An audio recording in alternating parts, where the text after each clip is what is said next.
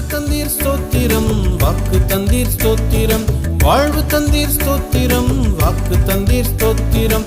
வாழ்வுக்காக ஸ்தோத்திரம், வருகைக்காக ஸ்தோத்திரம். வாழ்வுக்காக ஸ்தோத்திரம், வருகைக்காக ஸ்தோத்திரம். ஸ்தோத்திரம் ஸ்தோத்திரம் ஸ்தோத்திரம். ஆண்டவரும் இரட்சகருமான இயேசு கிறிஸ்துவின் இனிய நாமத்தில் என்னுடைய வாழ்த்துக்கள். கர்த்தரின் சத்தம் நிகழ்ச்சியில் பங்கு பெற வந்திருக்கிற உங்களை கர்த்தர் ஆசீர்வதிப்பாராக. விசேஷமாக இன்று மாலை நாம் தியானிக்க போகும் தலைப்பு மாறாதவர். எபிரேயர் 13:8 இயேசு கிறிஸ்து நேற்றும் இன்றும் என்றும் மாறாதவராக இருக்கிறார். இயேசு கிறிஸ்து என்று மாறாதவராக இருக்கிறார் என்ற ஒரு சத்தியத்தை நாம் அங்கே உண்மையை பார்க்கிறோம். அவர் நேற்று மாறாதவர், இன்றைக்கு மாறாதவர், நாளைக்கு மாறாதவர், என்றும் மாறாதவர். மாறாத தேவனை நாம் ஆராதிக்கிறோம் என்கிற ஒரு மாபெரும் உண்மையை மறந்துவிட்டோமானால் அவன் கண் சொருகி போன குருடனாக இருப்பான். எப்படி எந்த வகையில் மாறாதவர் என்று சொல்லுவதில் இன்றைக்கு நாம் பார்க்க போகிறது, ஆண்டவர் தன்னுடைய குணத்தில் மாறாதவராக இருக்கிறார். முதலாவது அவர் குணத்தில் மாறாதவர். அவருடைய குணம் என்று சொல்லும் பொழுது குறிப்பாக பரிசுத்தம், நீதி. அவருடைய குணம் பரிசுத்தம், நீதி, ஞானம். இவைகளெல்லாம் ஆண்டவருடைய குணத்தில் முக்கியமான காரியங்கள். அன்பு அவருடைய நல்ல குணம். இன்றைக்கு அவருடைய நீதியை குறித்து வேதத்தில் சொல்லப்பட்டிருக்கிறது. அவருடைய நீதி எத்தகையாய் செயல்பட்டது என்பதை வேதத்தில் நம்ம பார்க்கிறோம். 1 சாமுவேல் 15:29 மனமாற அவர் ஒரு மனுஷன் அல்ல. ஏனென்றால் மனுஷன் நீதி கெட்டவன், நீதியாக வாழணும்னு நினைப்பான். அவனால் முடியாது. அவனால் முடியாத ஒன்றை அவன் செய்ய முயற்சி செய்து முடிவில் ஆண்டவரை சொல்லிட்டார், எப்பா நானே உனக்கு நீதியாக இருக்கேன்ப்பா, உன்னால் நீதியாக வாழ முடியாது என்று சொல்லிட்டார். அப்படி நீதி கட்டு நீதியாக வாழ நினைத்து தோற்று போன ஒரு மனுஷன். அப்படிப்பட்ட ஒரு மனுஷனை குறித்து வேதத்தில் சொல்லப்பட்டிருக்கிறது, மனமாற அவர் ஒரு மனுஷன் அல்ல, நீதி உள்ள தேவன் அவர். 110:4 மெல்கிசேதேக்கின் முறைப்படி அவர் என்றென்றைக்கும் அவர் ஆசாரியராக இருக்கிறார். அவர் மாறாதவர், மாறாத தேவன் என்பதை அங்கே நிரூபித்து காட்டுகிறதை பார்க்கிறோம். மல்கியா 3:6 சொல்கிறாரு, நான் கர்த்தர், நான் மாறாதவர், நான் கர்த்தர், நான் மாறாதவர். இன்னமும் சங்கீதம் 102:26-27 இதை வாசிக்கும் பொழுது, இந்த உலகத்தில் காண்கிற சிருஷ்டிகள்லாம் ஒரு நாளில் அழிந்து போகுமா, எல்லாம் ஒழிஞ்சு போயிடும். ஆனால் நீரோ என்றும் மாறாதவராக இருக்கிறீர். எல்லாம் அழிந்தாலும் ஒழிந்தாலும் தேவாதி தேவன் அவர் என்றும் மாறாதவராய் இருக்கிறார். நீரோ மாறாதவராய் இருக்கிறீர். இது அவர் மாறாத குணத்தை காட்டுது. மாறாதவராக இருக்கிறீர் அப்படின்னு சொன்னால் என்ன? அவர் தேவன் தான். கொஞ்ச நாள் தேவனாக இருப்பார், இல்லை கொஞ்ச நாள் வேறு மாதிரி இருப்பார் என்று அல்ல அர்த்தமாகாது. அவர் என்றும் தேவன். தேவனுக்குரிய முக்கிய குணம் நீதி. நீதி இல்லைன்னு சொன்னால் அவர் தேவன் என்று அர்த்தமாகாது. 1 சாமுவேல் 15:29 மனம் மாற அவர் ஒரு மனுபுத்திரன் அல்ல. அவர் சொல்லியும் செய்யாதிருப்பாரா? வசனித்தும் அதை நிறைவேற்றாதிருப்பாரா என்று சொல்லப்படுகிற அங்கே வசனம் யாருக்காக சொல்லப்பட்டது, எந்த சந்தர்ப்பத்தில் சொல்லப்பட்டது என்றால்,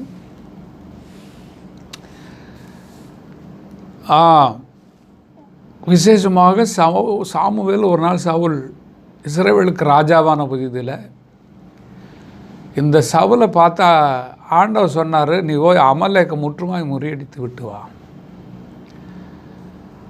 ஏனென்றால் அவன் இஸ்ரவேல் மக்கள் கானானை சுதந்திரிக்க வனாந்தர வழியாக வரும்பொழுது இடைமறித்து வழிமறித்து அவளுக்கு தடையாக இருந்தவர்கள். தேவ பிள்ளைகளுக்கு, தேவ சபைக்கு இடரலாக தடையாக வழிமறித்து நிற்கிற எவனாக இருந்தாலும் விடமாட்டார் அப்படிங்கிறது இதிலிருந்து விளங்குது. 1 சாமுவேல் புஸ்தகம் 15:2 சொல்கிறார், சேனையிலும் கர்த்தர் சொல்கிறது என்னவென்றால், இஸ்ரவேலர் எகிப்திலிருந்து வந்தபோது அமலேக்கு அவர்களுக்கு வழிமறித்த செய்கையை மனதில் வைத்திருக்கிறேன்.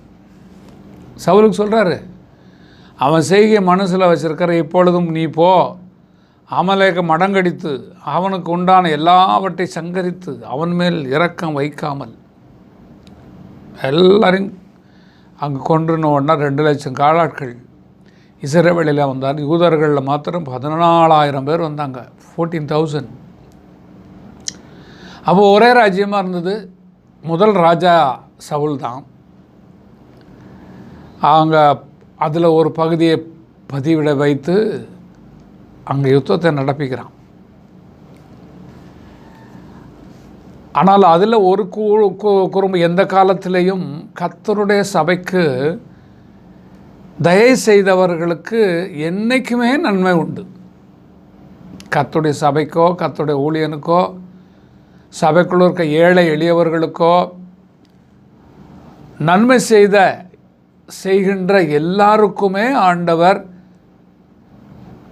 நன்மைகளை வச்சிருக்காரு. அவன் விதைத்ததை அறுக்கும்படி செய்கிறார். மனுஷன் மாமிசத்துக்கென்று விதைத்து மாமிசத்திற்கென்று அழிவை அறுக்கிறான். ஆவிக்கென்று விதைக்கிறவன் ஆவியினால் நித்திய ஜீவனை அறுப்பான் என்று ரோமருக்கு எழுதின நிருபத்தில் மிக தெளிவாக சொல்லியிருக்கிறார். கேனியர்னு ஒரு குரூப் இருந்தாங்க. இந்த அமலேக்கியர்களுக்கு மத்தியில் கேனியர் இருந்தாங்க. கேனியர்களை பார்த்து ஒரு வார்த்தை சொல்லப்பட்டது, நீங்கள் அமலேக்கு நடுவிலிருந்து விலகி போங்க. எப்போதும் ஆக்கினை சுமந்து கொண்டிருக்கிற ஒருவன் தப்பு பண்ணுறான்னா அந்த தப்பு செய்த தண்டனை அவன் நிச்சயம் அடைவான். அவனுக்கு சாதகமாக அல்லது அவனை பிரியப்படுத்துவதற்காக அவன் பின்னாடி போகக்கூடாது. ஆனால் இங்கே கேனியருக்கு தயை செய்தார். ஏன்? திருச்சபைக்கு ஒரு காலத்தில் அவன் தயை செய்தவனாக காணப்பட்டதுனால இந்த கேனியருக்கு தயை செய்தான். உங்களுக்கும் ஆண்டவர் தமது நாமத்தின் மகிமைக்காக திருச்சபைக்கு யார் யார் உழைத்திருக்கிறார்களோ, நன்மை செய்தார்களோ, வளர்ச்சிக்காக பாடுபட்டார்களோ, திருச்சபையின் பாதுகாப்புக்காக அவர்கள் இருந்தார்களோ, கர்த்தர் அவங்களை நிச்சயமாக ஆசீர்வதிப்பார். பீகாரிலே எனக்கு தெரிந்த ஒரு சபை, ஒரு போதகர் அங்கே இருந்தார். நான் ஒரு முறை போய் அங்கே பிரசங்கம் பண்ணியிருக்கேன். பாட்னாவில், மெயின் சிட்டியில் தான். பாட்னாவில் இருக்கிறவங்க எல்லாம் ஏற்கனவே கிறிஸ்தவ பெயர் கொண்டவர்களாகத்தான் நிறைய இருப்பாங்க. ஆனால் அவங்க இந்துக்களாக இருப்பாங்க. அப்படியே மாற்றிட்டாங்க. வெள்ளைக்காரர்கள் காலத்தில் கிறிஸ்தவங்களாக இருந்தவங்களெல்லாம் மாற்றிருக்காங்க. அவங்களெல்லாம் அவங்க செயல்பாடுகளில் விக்கிரக வணக்கத்துக்குரியவர்களாக இருக்காங்க. ஒரே ஒரு அம்மா மாத்திரம் அந்த ஆலயத்தை கூட்டி பெருக்கி விளக்கேற்றி வச்சுட்டே இருந்தாங்க. அவங்களுக்கு வயசாகி போச்சு. என்ன செய்யுதுன்னு தெரியுதில்ல. அந்த திருச்சபைக்கு யாரையாவது ஒரு ஊழியக்காரர் அனுப்புங்காண்டவரே என்று ஜெபித்து கொண்டே இருக்கும் பொழுது அண்ணன் அகஸ்தியன் ஜெபக்குமார் அவர்களை ஆண்டவர் அனுப்பினார், காட்டினாராம். அவனோட தரிசனத்தில் காட்டிட்டு அங்கே ஒரு ஊழியத்திற்காக அவர் சென்றிருந்த பொழுது அங்கே தான் கண்டதையெல்லாம் சொன்னாங்க. அந்த சர்ச்சை அவர் கையில் கொடுத்தாங்க. அதுக்கு காம்பவுண்டு கட்டி அங்கே உழைத்து கொண்டிருந்த ஒரு ஊழியர் காம்பவுண்டு கட்டி ஆராதனை நடக்காமல் கிடந்த தூந்து போய் கிடந்த ஒரு இடத்தை பிடித்து அவர்கள் ஆண்டவருக்கென்று ஆராதனை செய்யும்படிக்கு முயற்சி செய்து கொண்டிருந்த நேரத்தில் நான் அங்கே சென்றிருந்தேன். அருமையான தேவ பிள்ளைகளை, உங்கள் ஊருக்கு விளக்காக இருக்கிறது சபை. அந்த சபையை வளர்ச்சிக்காக பாடுபடணும். அந்த கேணியருக்கு உதவி செய்ததுனால அவங்களுக்கு ஒரு உயிர் பிச்சை கிடைச்சது பாருங்களேன். அந்த அம்மா என்ன அருமையாக அந்த இடத்த பாதுகாத்து யார் கைக்கும் போக சுருட்டிட்டு போயிடாதபடி, அதை அப்படியே பாழடைஞ்சு போய்விடாதபடிக்கு பாதுகாத்து வச்சுருந்தாங்களே. இன்றைக்கு மகிமையான ஒரு சபையாக அந்த பாட்னாவில் இயங்கி கொண்டிருக்கிறது. எனக்கு அன்பான சகோதரனே சகோதரியே, உங்கள் ஊர் சபை, உங்கள் வட்டாரத்து சபை, இன்றைக்கி தடிக்க விழுந்தாலும் சபை இருந்தாலும், ஒருத்தர் சொன்னால் தடிக்க விழுந்தாலும் சபை இருக்குதுயா, இருந்துட்டு போட்டுமே, எல்லோரும் ரசிக்கப்பட்டாங்க அந்த ஊரில் இன்னும் ரசிக்கப்பட வேண்டியவங்க நிறையா இருக்காங்க. அந்த ஊரில் ஆண்டவரை அறிய வேண்டியவங்க நிறையா இருக்காங்க. அவங்களெல்லாம் ஆண்டவரை அறிந்து கொண்டு ஆண்டவரை பின் செல்கிற மக்களாக காணப்பட வேண்டும். அதற்கு நீங்கள் என்ன செய்ய வேண்டும்? அவருடைய ராஜ்யத்துக்காக பாடுபடுகிற மக்களாக. கேணியருக்கு தயை செய்த தேவன் உங்களுக்கும் தயை செய்வாரே. அவர்கள் கழுத்து கொடுக்க கூட தயங்காதவர்கள் என்று சொல்லி ஆக்கில்லா பிரிஸ்கில்லாவை குறித்து சவுல் சாட்சி சொல்கிறார். ஆக்கில்லா பிரிஸ்கில்லா அவர்கள் சவுலுடைய ஊழியத்தை ஆதரித்தவர்கள். ஆண்டவருடைய சபை முன்னேறி செல்ல வேண்டும் என்று உழைத்து கொண்டிருந்த சவுலுக்கு பக்கபலமாக ஆக்கில்லா பிரிஸ்கில்லா என்ற அந்த யூத குலத்தை சார்ந்தவர்கள் ஆண்டவரை அறிந்து ஆண்டவரை ஆராய்த்து கொண்டு வாழ்ந்து கொண்டு வந்த காலத்தில் அவர்கள் இப்படி பவுலுக்கு இடம் கொடுத்து அவளுக்கு உணவு கொடுத்து அவருக்கு ஆலோசனை சொல்லி அவரோடு கூட முதல்ல அவருக்கு இடம் கொடுக்குறவங்களாக காணப்படுறாங்க. அப்புறமா அவருக்கு பணிவிடை செய்கிறவங்களாக காணப்படுறாங்க. பவுல் அவங்கள குறித்து சொல்லும்போது என்ன சொல்கிறாரு? இந்த 2 பேரும் எனக்காக தோள் கொடுத்தவர்கள் என்று சொல்கிறார். நான் அவங்கள குறித்து ஏற்கனவே பேசியிருக்கிறேன். கேணியர் தயை பெற்றவர்கள். நீங்கள்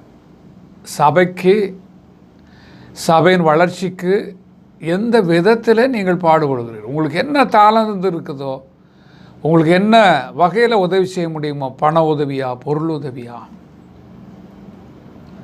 ஒரு பெரிய தனவந்தர் இருக்கிறாரு சென்னையில். பெரிய பெரிய ஊழியர்கள் எல்லாரும் கூட அங்கே அவரிடத்தை வந்து உதவி வாங்கிட்டு போகிறாங்க. அவங்களும் தங்கள் பிஸ்னஸில் கிடைத்த லாபங்களை பிரித்து வைத்து வந்த எல்லா ஊழியக்காரர்களுக்கும் அவளை கொடுத்து அனுப்புவது வழக்கம். சுவிசேஷங்களோ முறையாக செய்கிறார்கள். என காலம் சென்ற பாஸ்டர் ஸ்டீபன் அவர்கள் இந்த மனிதரை எனக்கு அறிமுகப்படுத்தி விட்டார். அந்த நாட்களில் எந்த ஒரு உதவிகள் இல்லாத ஒரு ஊழியத்தை செய்து கொண்டிருந்த போது அவர்களுடைய உதவி எங்களுக்கு உற்சாகத்தை கொடுத்தது. பின்பு நான் அங்கே வருகிறவர்கள்லாம் பார்த்து அவர்கிட்ட சொன்னேன், ஐயா எத்தனையோ பேருக்கு நீங்கள் செய்கிறீங்க, ஆனால் நான் நிச்சயமாக உங்களை ஃபாலோ பண்ண விரும்பலை, நீங்கள் செய்யுங்க, யாருக்காவது செய்யுங்க. ஆனால் அவர் சொல்லும் பொழுது அப்பாயின்மெண்ட்டு வாங்கிட்டு நீங்கள் மட்டும்தான் வரீங்கன்னு சொல்லுவார். மற்றவங்களாம் காலையில் கதவை திறந்தாச்சுன்னு சொன்னால் உட்காந்து இருப்பாங்க வரிசையாங்க. யாருக்குமே வரவிடாமல் அவங்களுக்கு உதவிகளை செய்து வந்தாங்க. இன்றைக்கி பிள்ளைகள் செய்கிறாங்க, நல்லது. திருச்சபை வளர்ச்சிக்காக பாடுபடுங்கள். சேர்த்து வைக்கிறதே குறியாக இருக்கக்கூடாது. கஷ்டப்படுகிற ஊழியக்காரர்களை தேடி கண்டுபிடிச்சி அவளுக்கு உதவுங்க. உங்கள் சபை சுவிசேஷ பணியை செய்யட்டும். ஆண்டவர் அமலேக்கியரை முற்றுமாக அழித்து போடும்படி சொன்னார். ஆனால் அமலேக்கின் அரசனாகிய ஆகாகையும் அங்கே இருந்த முதல் தரமானவைகளையும் இரண்டாம் தரமானவைகளையும் ஆட்டுக்குட்டிகளையும் நலமான எல்லாவற்றையும் அழித்து போட மனதில்லாமல், இதைத்தான் சொல்கிறார், மனுஷன் மனம் மாறுவான், ஆனால் கர்த்தரோ மாறவே மாட்டார் என்று சொல்லுகிறான். மனதில் அழித்து போட மனதில்லாமல் தப்ப வைத்து அற்பமானவைகளும் உதவாதவைகளுமான சகல வஸ்துக்களையும் முற்றிலும் அழித்து போட்டான். இது சவுலுடைய எண்ணங்கள். சவுல் ரொம்ப ஆவிக்குரியவர் அப்படின்னு சொல்ல முடியாது. முதல் அரசன். ஆனால் இவனை அரசன் ஆக்கினது ஆண்டவருக்கே மனஸ்தாபமாக இருந்தது. உடனே சாமுவேல்கிட்ட சொல்கிறார், அவனை ஒரு அரசனாக்கினது எனக்கு மனஸ்தாபமாக இருக்கிறது. அவன் என்னை விட்டு திரும்பி என் வார்த்தையை நிறைவேற்றாமல் போனான் என்றார். அப்பொழுது சாமுவேல் மனம் நொந்து முழுவதும் கர்த்தர் நோக்கி சவுலுக்காக கெஞ்சி ஜெபம் பண்ணிகிட்டே இருந்தார். இப்படி நம்ம அபிஷேகம் பண்ணி ஏற்படுத்தின ஆள் சரியில்லையே, ஆண்டவர் இப்படி சொல்லிட்டாருன்னு சொல்லி மறுநாள் அதிகாலமே எழுந்து புறப்பட்டு சவுலை பார்க்க போகிறார் சாமுவேல். அங்கே சாமுவேல் அங்கே போன உடனே அவங்க ஊர் மக்கள்லாம் சொல்கிறாங்க, அவர் சாயங்காலம் அங்கே தான் இருந்தார், அவருடைய பெயருக்கு ஒரு ஜெயஸ்தம்பம் நட்டிருக்கிறாரு, அமலேக்க ஜெயிச்சுட்டு வந்துட்டேன்னு சொல்லி ஜெயஸ்தம்பம் வேறு இதில் நட்டிட்டு அந்த அடுத்த பக்கத்து ஊருக்கு போயிருக்கிறாருன்னு சொன்னாங்க. அந்த ஊருக்கு சாமுவேல் தேடி போனால் சவுல் சொல்கிறாரு, நீர் வாழ்க, கர்த்தரால் ஆசீர்வதிக்கப்பட்டவரே நீர் வாழ்க அப்படி சொல்லிவிட்டு, நீர் கர்த்தர் சொன்ன உன் மூலமாக சொன்ன வார்த்தையெல்லாம் நான் நிறைவேற்றியே முடிச்சிட்டேன்னா. அப்படின்னா என் காதில் விழுகிறதெல்லாம் என்னது, ஆடுகளின் சத்தம் மாடுகளின் சத்தம்லாம் கேட்குதே, அது எதுக்கான நலமானவைகளே உம்முடைய தேவனாய கர்த்தருக்கு பலியிடும்படிக்கு, அதெல்லாம் மக்கள் தப்பு வச்சுருக்காங்க. அந்த பேச்சை விடு. நான் சொன்னது என்ன, நீர் உம்முடைய பார்வைக்கு சிறியவனாக இருந்த போதல்லவா நீ அரசனாக்கப்பட்டீர். இஸ்ரவேல் கோத்திரத்திலே உங்கள் கோத்திரம் பென்யமீன் கோத்திரம் ரொம்ப சின்ன கோத்திரம்.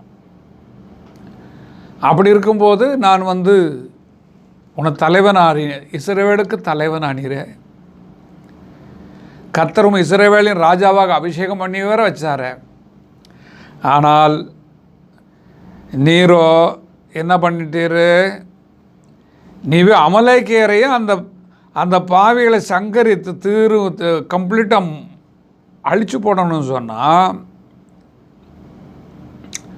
அதுக்கு தானே ஒன்று அனுப்புனார்.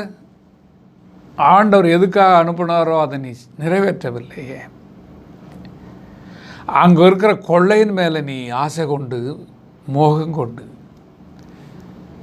அதனால் பவுல் இந்த சவுல் ராஜா கொள்ளையில் விழுந்தான் என்று சொல்லி 19ஆம் வசனத்தில் 15-19 1 சாமுவேல் 15-19ஆம் வசனத்தில் கொள்ளையின் மேலே விழுந்தான். ஃபாதர் மிக அருமையாக பாடியிருக்கிறார், பொருட்கள் மேலே கண்ணு போச்சுன்னா போச்சுது ஐயாவும் அபிஷேகம், ஆள் மேலே கண்ணு போச்சுன்னா அம்போதாவும் அபிஷேகம். ஆண்டவர் சமூகத்தில் அவங்க ராஜாக்களாக ஆசாரியர்களாய் அபிஷேகத்தை ஏற்படுத்தியிருக்கிறாரு. பொருள் சம்பாதிக்கணும்னு நினச்சி பொருள் மேலே கண்ணு போயிடுச்சுன்னா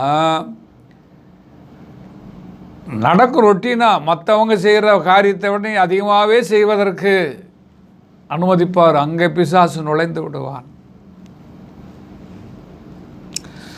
அப்போ நான் தப்பு பண்ணிட்டேன்னு அழுகிறார். நான் பாவம் பண்ணிட்டேன் அப்படின்னு சவுல் அழுதாலும் ஜனங்கள் தான் இப்படி சொன்னாங்க.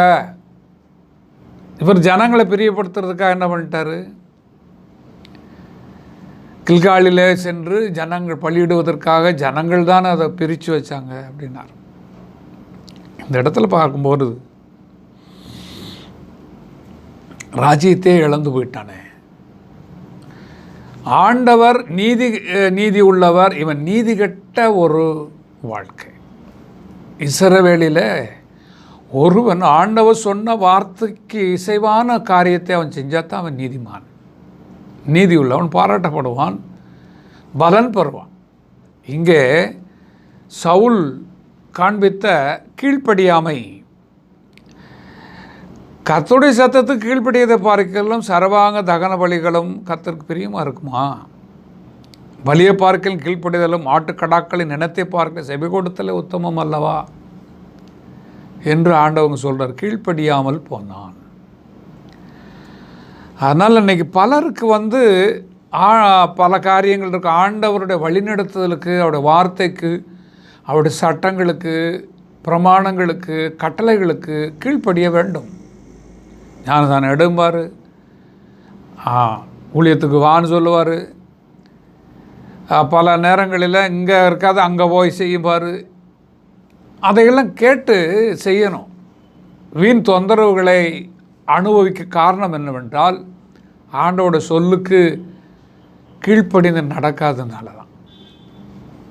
தேராவுக்கு வசதிகள் ஏற்பட்ட உடனே அவர் தங்கிட்டார், மேற்கொண்டு அவர் பிரயாணப்படவே இல்லை. அதுக்கப்புறம் விட்டுட்டார். ஆண்டவரும் அவனை தேராக இஷ்டத்துக்கு விட்டுட்டார். ஆனால் இவங்க நாங்கள் கத்துறோம், சித்திக்கப்பட்டிருக்கிறோம், எங்களை போல் யாருமே கிடையாது, உண்மையாகவே நாங்கள் தான் அழைக்கப்பட்டவர்கள், நாங்கள் ஆசீர்வதிக்கப்பட்டவர்கள் என்று சொல்லி தங்களுடைய பெயரை பெருமையாக பேசிக்கிட்டு இருப்பாங்க. ஆனால் கர்த்தருடைய வார்த்தைக்கு கீழ்ப்படி நடக்கிறவனை தேடிக்கிட்டு இருக்கார். இன்றைக்கும் சவுல் கீழ்ப்படியாமல் போனான், ரெண்டகம் பண்ணினான்.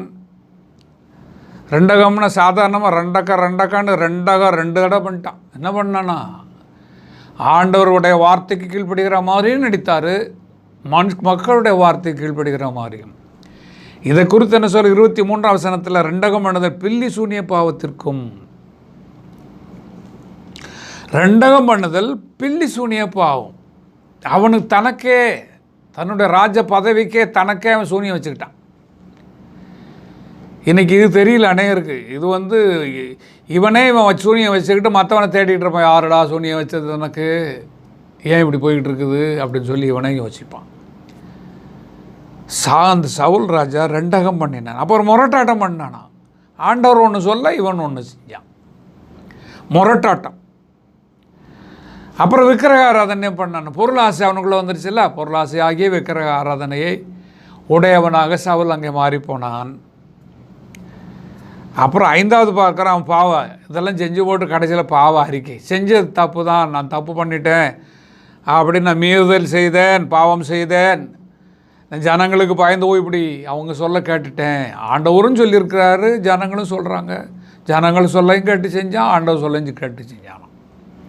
இதுக்கு இப்படி இருக்கவே கூடாது.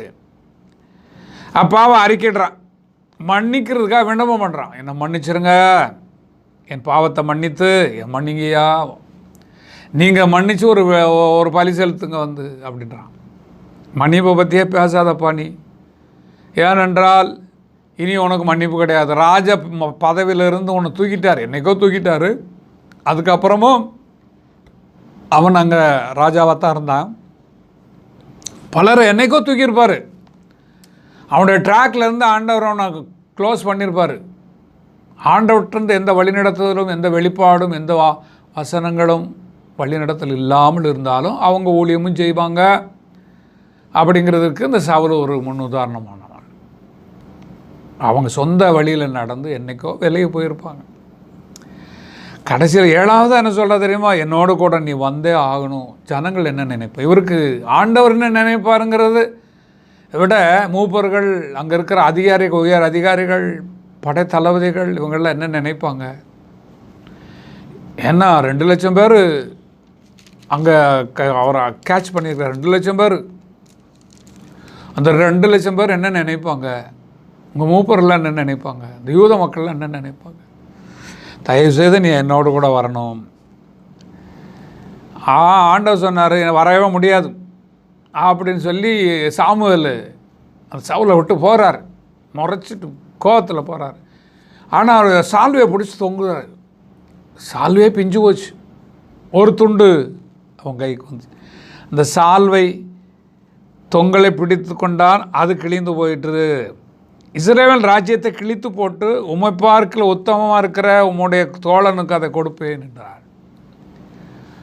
உம்முடைய தோழனுக்கு அதை நான் கொடுப்பேன்னு சொன்னார். அதுபோல் ஆண்டவர் தாவீதுக்கு அந்த ராஜ்யத்தை 2வது சவுலுக்கு அப்புறம் தாவீதுக்கு கொடுத்ததை பார்க்கிறோம். அந்த இடத்துல தான் சொன்னார், எப்பா அவர் நீதியுள்ள தேவன், அவர் மனஸ்தாபப்படவே மாட்டார்.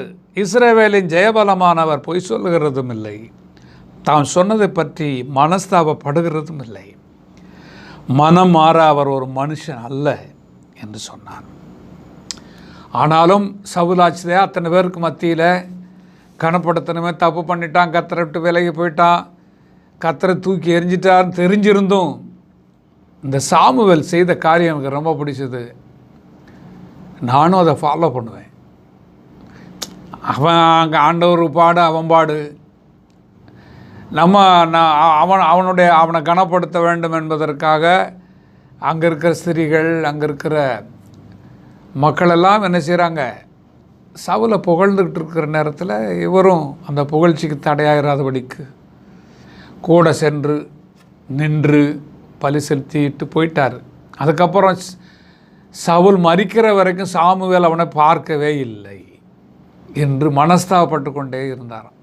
சவுலுக்கு அப்புறம் தாவீதை ஏற்படுத்துகிறதற்கு இந்த சாமுவேல் பிற்காலத்தில் அவர் உதவியாக இருக்கிறார். கர்த்தருக்கு மகிமை உண்டாகட்டும்.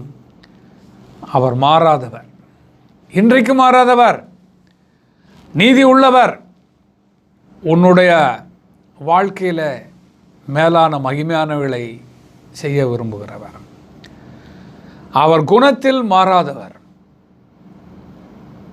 நீ அவருக்கு ஏற்ற ஒரு வாழ்க்கை செய்கிற மனிதராக இருப்பாயானால் உன் மூலமாக இந்த சமுதாயத்தில் மேலானவைகளை செய்து தமது வல்ல நாமத்தை மகிமைப்படுத்துவார். கண்களை மூடி ஜெபிப்போம்.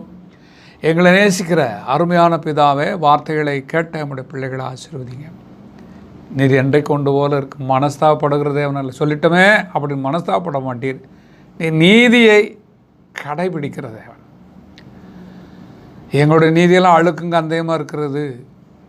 உம்முடைய நீதி எனக்கு தந்தீரே, கிருபையாக எங்களுக்கு கிடைத்ததை, ஈவாக கிடைத்ததை, பரிசாக எங்களுக்கு கிடைத்ததை நாங்கள் இழந்து போய் விடாதபடிக்கு அதை பற்றி கொண்டு உமக்கு ஏற்ற மக்களாக அந்த உலகத்தில் வாழ, நீர் எதிர்பார்க்கிற விசுவாசத்தோடு வாழ எங்களை ஆவியில், ஆத்துமாவில், சரீரத்தில் எங்களை பலப்படுத்துங்க.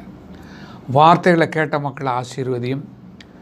அன்றைக்கு சவுலை எங்களுக்கு நல்ல முன் உதாரணமாக அவன் வீழ்ந்து போகிறதற்கு காரணமாக இருந்த காரியங்களை காட்டி அவனுடைய கீழ்ப்படியாமை, 2கும் முரட்டாட்டமும், ஆண்டவரே உம்மிட்டு விலகி போகிற விக்கிரக வணக்கத்தையும் அவன் செய்ததுனால தான் உம்மிடத்தில் பெற்றுக்கொண்டதை இழந்து போனான். நாங்களும் பற்றி கொண்டிருக்கிற கிறிஸ்து இயேசுவை பற்றி கொண்டிருக்கிற காரியத்தில் உண்மையாக இருக்க உதவி செய்யுங்க. இயேசு கிறிஸ்துவின் மூலம் ஜெபம் கேளும் ஜீவனுள்ள நல்ல பிதாவே, ஆமென். ஸ்தோத்திரம் ஸ்தோத்திரம் ஸ்தோத்திரம், இன்ப இயேசு ராஜாவுக்கே ஸ்தோத்திரம். அல்லேலூயா அல்லேலூயா அல்லேலூயாவே, அல்லேலூயா அல்லேலூயா அல்லேலூயாவே.